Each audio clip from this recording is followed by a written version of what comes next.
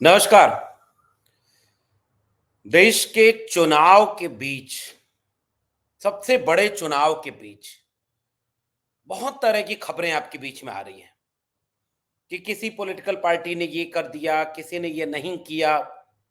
आरोप प्रत्यारोप का दौर चल रहा है।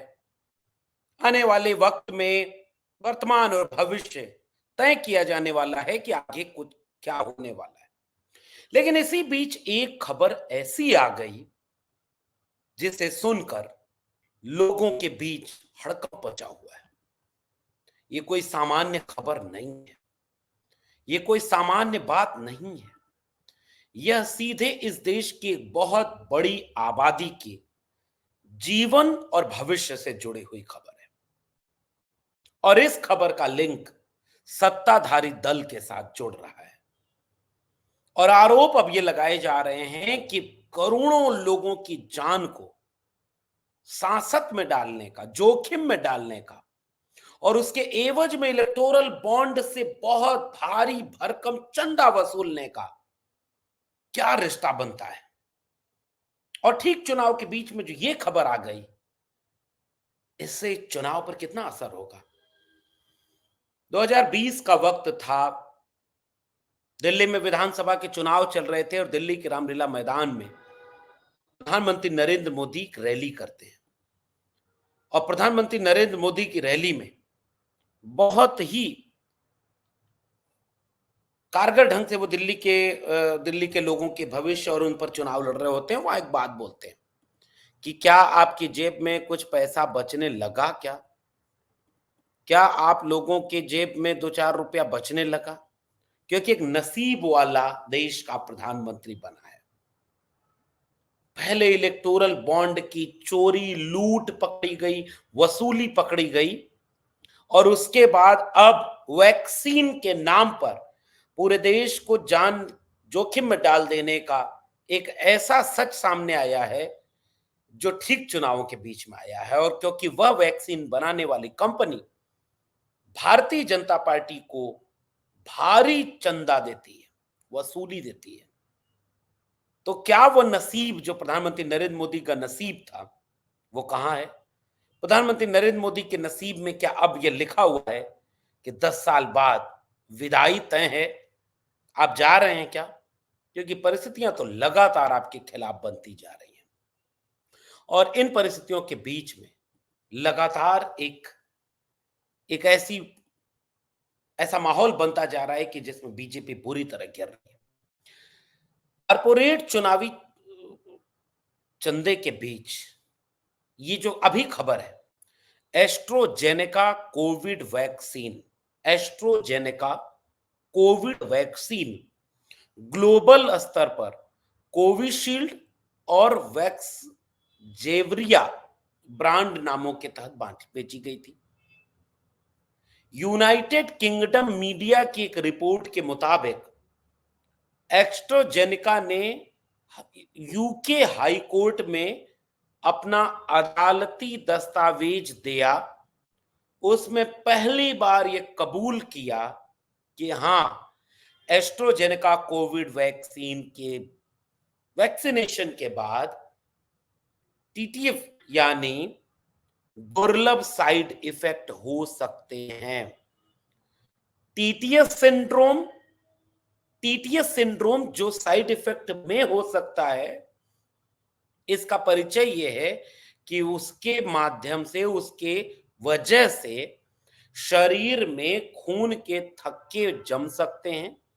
और अगर शरीर में खून के थक्के जमते हैं तो उससे मुश्किल होती है ब्रेन हेमरेज का, हार्ट फेल होने का और इस तरह का तमाम मामला सामने आएगा। और इसके चलते यह पूरी की पूरी लोगों के भविष्य में मुश्किल आ रही है। तो कोविशील्ड वैक्सीन जो भारत में चली, कोविशील्ड, क्योंकि आपको पता है कोविड में 2 वैक्सीन आई थी, एक कोवैक्सीन और एक कोविशील्ड। पता है जब कोरोना की बात होती है तो मेरे मन में वो सारी तस्वीरें याद आ जाती हैं। चुनाव चल रहा है। कोविड के बाद इस देश ने चुनाव देखे। उत्तर प्रदेश का चुनाव हुआ, अब देश का चुनाव है। क्या आपने अपने किसी करीबी को नहीं खोया? क्या किसी के ऑक्सीजन सिलेंडर के लिए, इंजेक्शन के लिए या हॉस्पिटल में भर्ती होने के लिए आप परेशान नहीं हुए? क्या आपके आसपास चीख, पुकार और बेबसी नहीं थी? क्या हॉस्पिटलें मनुष्यता को बचाने में कमजोर पड़ती नहीं दिख रही थी? और जब कोविड आया था तो जाति धर्म सब खत्म हो गया था। फिर आप क्यों नहीं खत्म कर पाते? सरकार ने बिना सोचे समझे, बिना तैयारी किए ऐसा लॉकडाउन लगा दिया, लाखों लोग जो काम करने वाले हैं, कमेरा हैं, हाथ से मेहनत करते हैं, लाखों किलोमीटर पैदल जाने को मजबूर हुए, त्रस्त हुए, अर्थव्यवस्था टूट गई। देखिए, जो प्राकृतिक आपदा है उसमें आप कुछ नहीं कर सकते, लेकिन उसके मैनेजमेंट में बीजेपी बुरी तरह फेल हुई थी।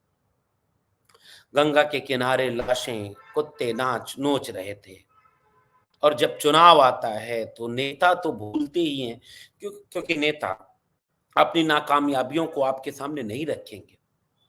लेकिन जनता यह सब भूल गई और फिर से उनके झूठ और जुमले में वोट देने के लिए तैयार बैठी है।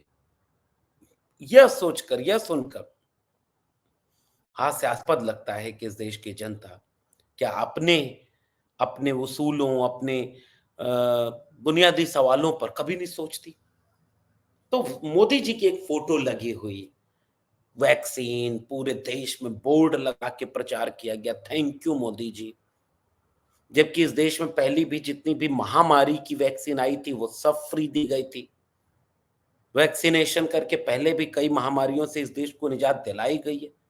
इस बार ऐसा लगा कि दुनिया में सबसे आगे आगे भारत चल रहा था और वैक्सीन दे करके ऐसा सबको बड़ी बड़ी फोटो दी जा रही थी। और अब ये बताया जा रहा है कि कोविशील्ड वैक्सीन बनाने वाली कंपनी कोर्ट में कबूल कर रही है कि इस वैक्सीन को लेने वालों को हार्ट अटैक या ब्रेन स्ट्रोक हो सकता है।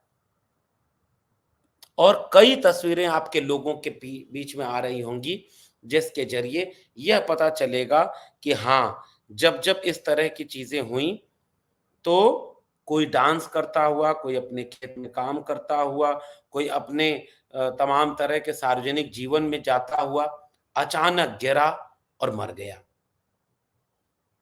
डॉक्टरों ने इस बात में संदेह व्यक्त किया कि यह सब कुछ ऐसा तो नहीं कि कोवैक्सीन के या वैक्सीनेशन के दुष्परिणाम की वजह से हुआ हो। और इसको लेकर के गंभीर विमर्श लोगों के बीच फैल गया। शंका तब और गहरी हो जाती है, गहरा जाती है, जब ये पता चलता है कि आधार पूनावाला कोविशील्ड का बनाने वाली कंपनी, इसने इलेक्टोरल बॉन्ड में कंपनियों ने 22.5 अरब रुपए कंपनियों ने चंदा दिया और प्रूडेंट इलेक्टोरल ट्रस्ट ने 75% अकेले बीजेपी को दिया और कोविशील्ड बनाने वाले पूनावाला ने बीजेपी को एक दिन में 52 करोड़ रुपए चंदा दिया। अब आइए उस डॉक्यूमेंट की बात करें।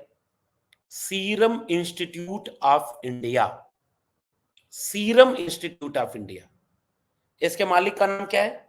आधार पूनावाला। तो सीरम इंस्टीट्यूट ऑफ इंडिया के मालिक आधार पूनावाला को पीएम मोदी की तारीफ से पहले 500 करोड़ रुपए से ज्यादा चंदा देना पड़ा और फिर 5 दिन बाद उन्हें मोदी जी से हाथ मिलाने मिलने का मौका मिला। वैक्सीन बेचकर भारत आत्मनिर्भर बना और बदले में 45 लाख लोग, ये आंकड़ा सोशल मीडिया पर चल रहा है, कोविड के शिकार हुए।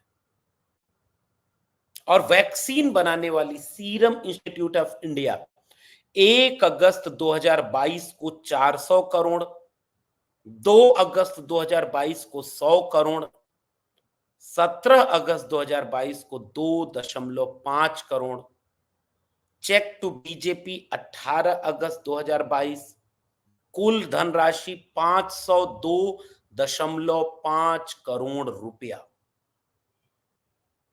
कल्पना करिए, 502.5 करोड़ रुपया।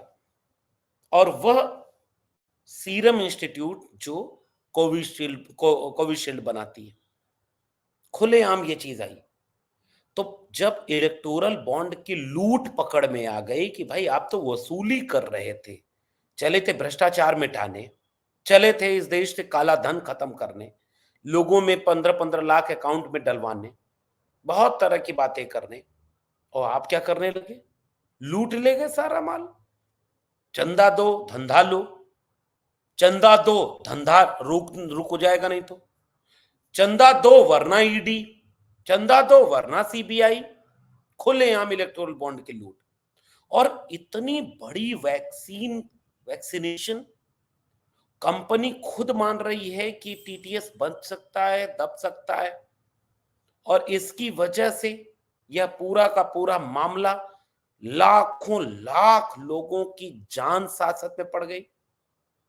लोग हलकान हो गए, परेशान हो गए, और वह जो कंपनी चंदा दे रही है उसको पूरा भारत सरकार ठेका दे रही है, उसके सारी सीरम को पैसा दे रही है, और उसके जरिए वो सीरम बेच रहा है, विदेश भी जा रहा है। और सत्ताधारी बीजेपी को 502.5 करोड़ रुपया चंदा। क्या इस देश के नागरिक इस रिश्ते को नहीं समझ पाएंगे? क्या इस देश के नागरिक इस सवाल को नहीं पूछेंगे कि आपने इतनी बड़ी स्तर पर लोगों की जान जोखिम में डाल दी? लोग संदेह व्यक्त करते थे बीजेपी के वैक्सीन कार्यक्रम के ऊपर, लोग संदेह व्यक्त करते थे इस तरह की तमाम चीजों के ऊपर। उत्तर प्रदेश के पूर्व मुख्यमंत्री, समाजवादी पार्टी के राष्ट्रीय अध्यक्ष अखिलेश यादव तो मीडिया में खुल करके कह दिए कि अरे भाई, बीजेपी की वैक्सीन पर हमको भरोसा नहीं है।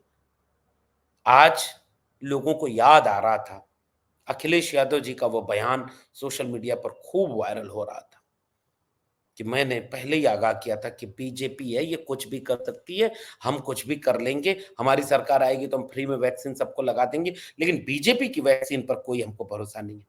तब लोग कह रहे थे कि अखिलेश यादव गलत बोल रहे हैं, देश के खिलाफ बोल रहे हैं। कितना प्रोग्राम हुआ। आज वो टीवी चैनल वाले चुप क्यों हैं? आज वो टीवी चैनल वाले इस बात का क्यों, इलेक्टोरल बॉन्ड के नाम पर जो लूट और वसूली हुई उस समय भी वो लोग चुप थे। आज वो सारे लोग और परेशान हैं। आज वो सारे लोग ये भी देख रहे हैं कि भाई आपने सीधे चंदा ले लिया, तब भी कोई नहीं बोला, और आज वो पूछ रहे हैं कि चंदा लेने के बाद वो कंपनी तो कह रही है कि भाई टीटीएस सिंड्रोम, टीटीएस इफेक्ट देखा जा सकता है, यानी ब्रेन हैमरेज और ब्रेन स्ट्रोक, हार्ट अटैक। यानी आपने तो ये सब कुछ अगर जांच की, जांच नहीं की, क्या किया, इसकी जवाबदेही किसकी होगी? और खुलेआम चंदा 502 crore serum institute of India, और सारा चंदा बीजेपी को। ऐसा नहीं लग रहा है कि ये सेटिंग हुई है? कितने तारीख को आप चंदा दे रहे हैं, उसके 4-5 दिन के भीतर आप मोदी जी से मिल रहे हैं, उसके बाद आपको कॉन्ट्रैक्ट मिल रहा है, आप सीरम बना रहे हैं, सीरम इंस्टीट्यूट ऑफ वैक्सीन बना रहे हैं, और वैक्सीन बना करके करोड़ों करोड़ रुपया कमा ले रहे हैं। आपकी कंपनी कहां से कहां पहुंच जा रही है। और आज लोगों को पता चल रहा है कि ये तो भाई जो मर रहे हैं, ये तो भाई उसकी साइड इफेक्ट हो सकता है। डॉक्टरों का कहना ये है, और खुद कंपनी ने भी ये कहा है कि नहीं, ऐसा है कि ये बहुत रेयर ऑफ द रेयरेस्ट होगा। लेकिन अभी तो कोई जांच भी नहीं हो रही है ना कि जो मर रहा है वो कैसे मर रहा है। क्या आधार कार्ड से लिंक होकर के सारा वैक्सीनेशन प्रोग्राम है, सबको सर्टिफिकेट मिला है, तो जितने लोगों की डेथ हुई है उससे जोड़ करके क्या इसकी जांच नहीं सरकार को करनी चाहिए कि कोविशील्ड के असर का कितना विश्लेषण हो सकता है, और उस विश्लेषण से जनता में एक मैसेज जाए। हालांकि वो कंपनी कह रही है पैनिक ना हो, ये रेयर ऑफ द रेयरेस्ट है, लेकिन जान जोखिम में अगर जनता की आती है और इतनी बड़ी खबर जब जनता के बीच जाती है, तो डर तो सबको लगता है। और अगर डर लग रहा है तो सरकार की चोरी पकड़ी जा रही है, उसमें लूट पकड़ में आ रही है। तो डर और लूट एक साथ इस देश में मिल गया है, और बीजेपी के सामने एक चुनाव के बीच में संकट पैदा हो गया। गांव गांव में लोग बातें करने लगे हैं, ये तो लुटेरे हैं, ये तो लूट लिए पैसा, और इन्होंने हमारी जान जोखिम में डाल दी है, जान जोखिम में डाल दी। इसी को शायद मोदी जी कह रहे थे कि नसीब होता है, और शायद अब मोदी जी का नसीब 10 साल प्रधानमंत्री बनने का ही था, अब जनता टाटा बाय-बाय करने को तैयार बैठी है। अगर ऐसा न होता, तो पहले इलेक्टोरल बॉन्ड अब कोविशील्ड खुद एक्सेप्ट कर ले रहा है कि हाँ, गड़बड़ हो सकता है, टीटीएस सिंड्रोम आ सकता है। इससे बुरी तरह मोदी जी फँस चुके हैं, घिर चुके हैं। अब देखना दिलचस्प होगा कि जनता अपने वोट से, अपनी चीज़ों से कितना इसका पैगाम देती है और कितना इसका असर देखने को मिलता है। आपका क्या मानना है नीचे कमेंट बॉक्स में ज़रूर बताइएगा। फिर मिलेंगे किसी और टिप्पणी के साथ, तब तक के लिए बहुत-बहुत धन्यवाद।